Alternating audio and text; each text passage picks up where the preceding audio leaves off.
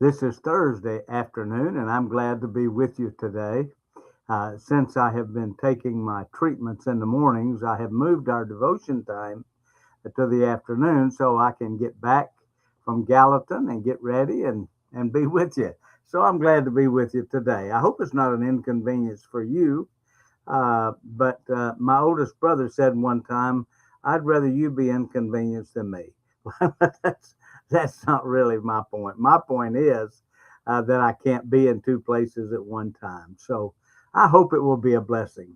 We're going to start a new series of talking about blessings and the increased blessings. And as we do that, I hope it will be a blessing to you. Today, our text is going to be found in Psalm 115. And one verse there says this: The Lord will increase you more and more, you and your children. I thought, man, what a great verse that is. The Lord will increase you more and more, you and your children. The blessings of God. What a wonderful, wonderful thing it is to know that our God has blessings from a bountiful store that never will run dry. What a wonderful Savior we have. I hope you'll stay with us, and I hope that our time will be a blessing to you. We want it to be.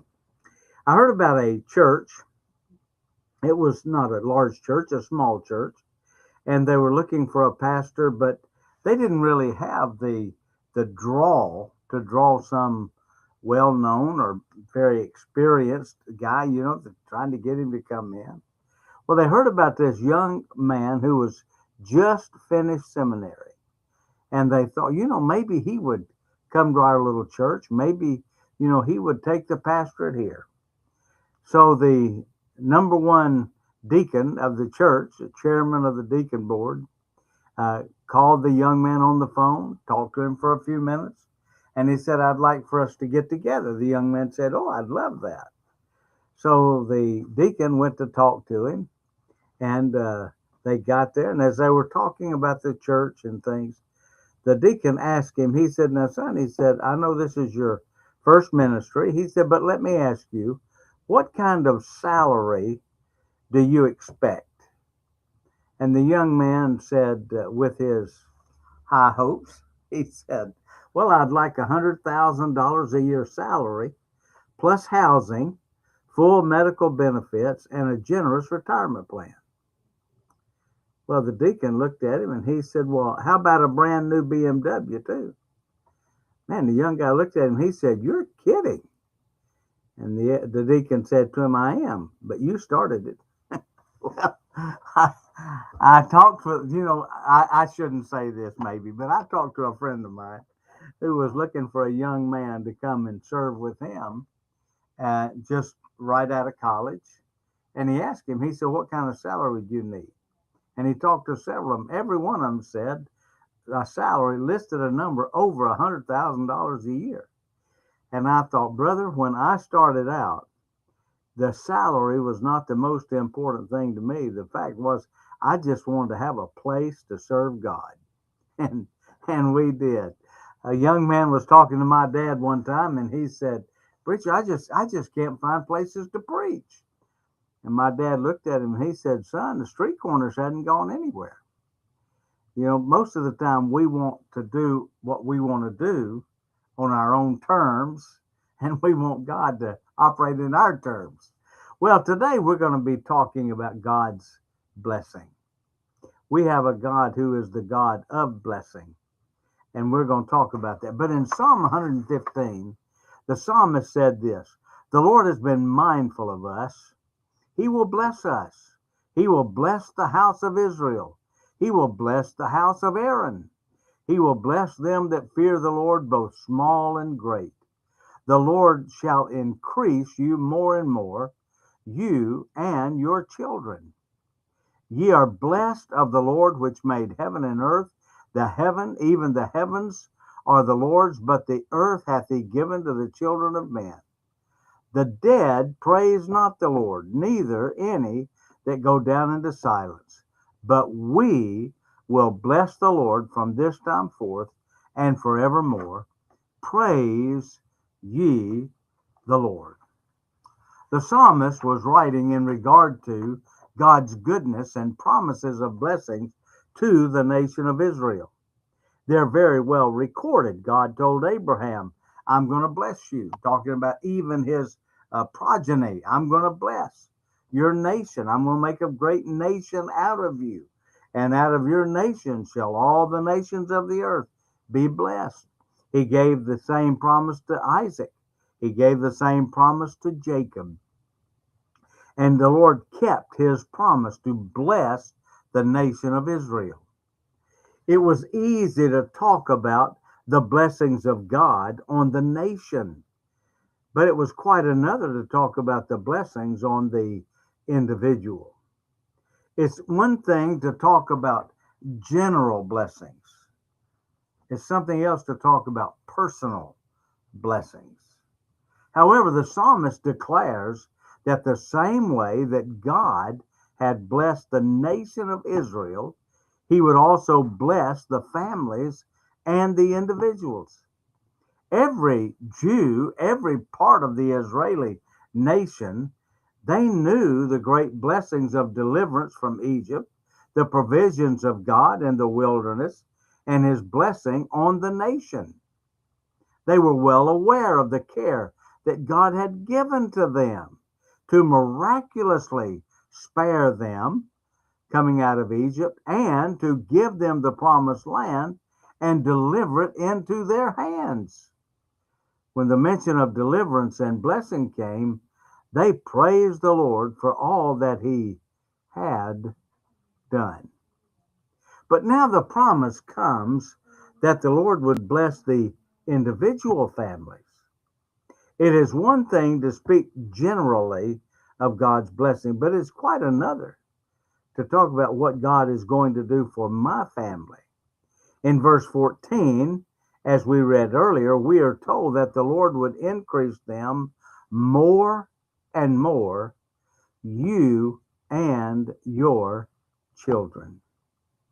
What a promise that God gave, that I'm not only going to bless the nation, but I'm going to bless your family.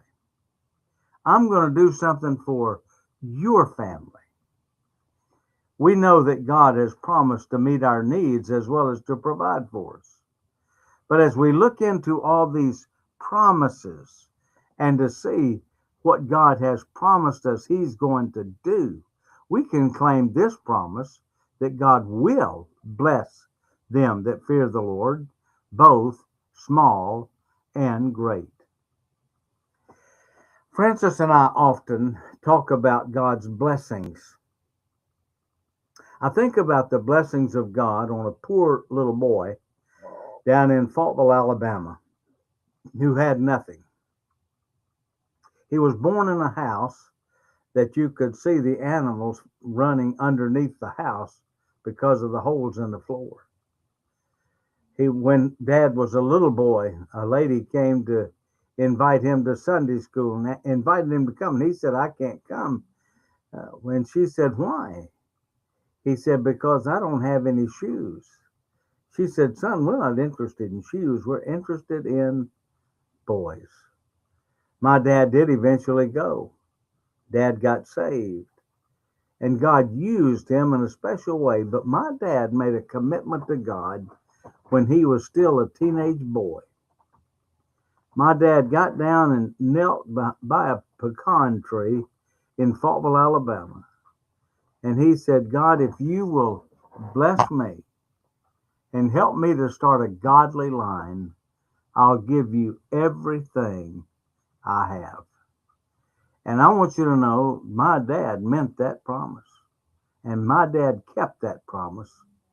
And God kept his promise.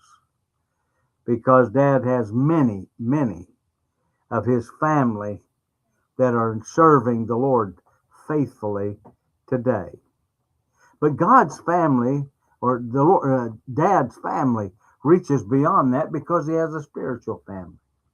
At one time, we knew my dad had over 1,400 men in ministry that had surrendered to preach under his ministry. God helped him begin something. And the blessings of God that was on my dad then was blessed down to his children. And God has blessed us. Francis and I talking about the blessings of God. We remember the earliest days when we had that little 3-room apartment.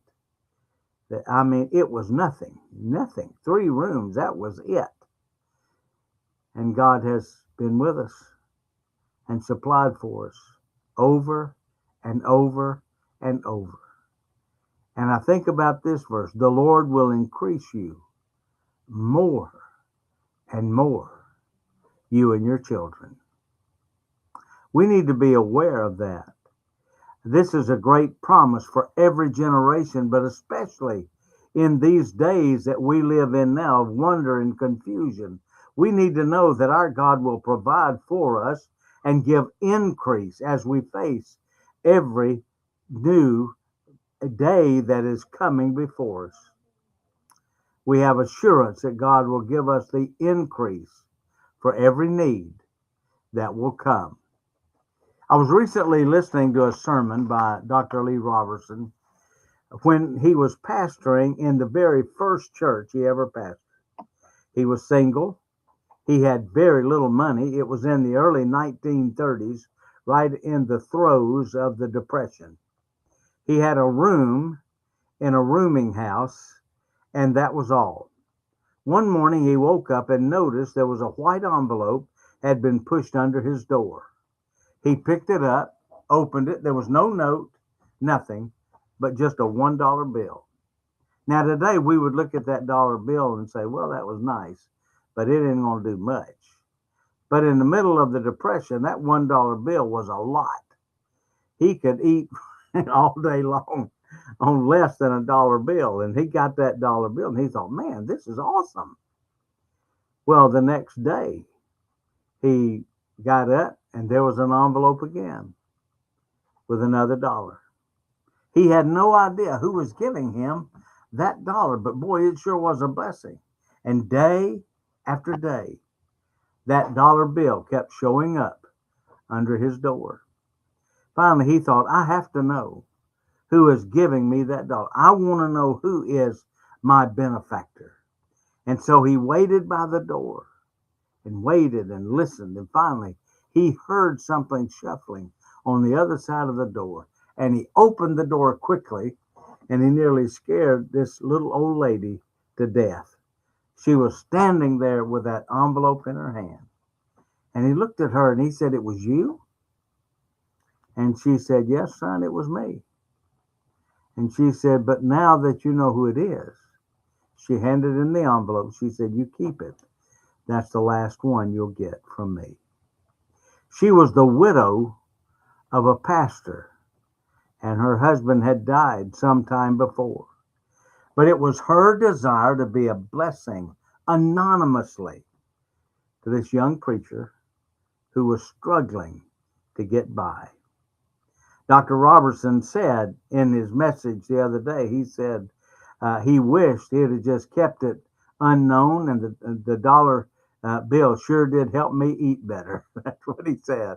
I wish I would have never found out where it came from. There's a lesson to be learned. Sometimes God uses others to be a blessing to us. We need to accept blessings with thanksgiving, but be careful that we receive it with gratitude. And we don't have to know all the details. We just know God is working.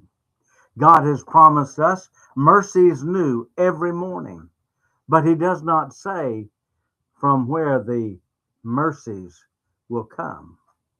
Be grateful for those daily blessings and give God the praise for what he does.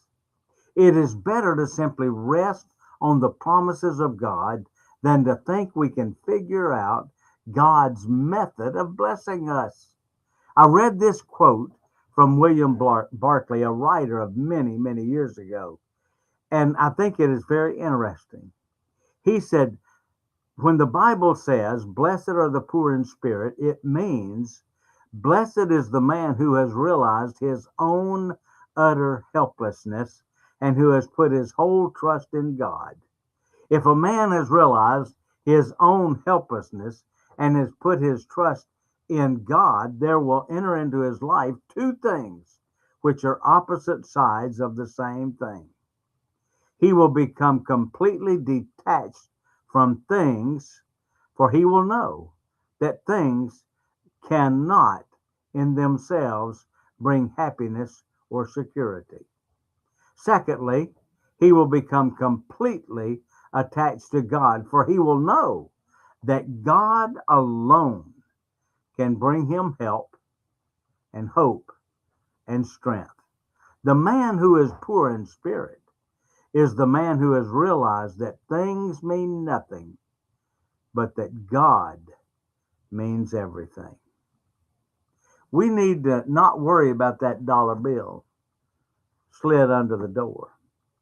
We just need to realize that whatever hand carried that dollar, it was the Lord of heaven that sent that to our need. We need to be trusting him. Someone said this, I love this quote.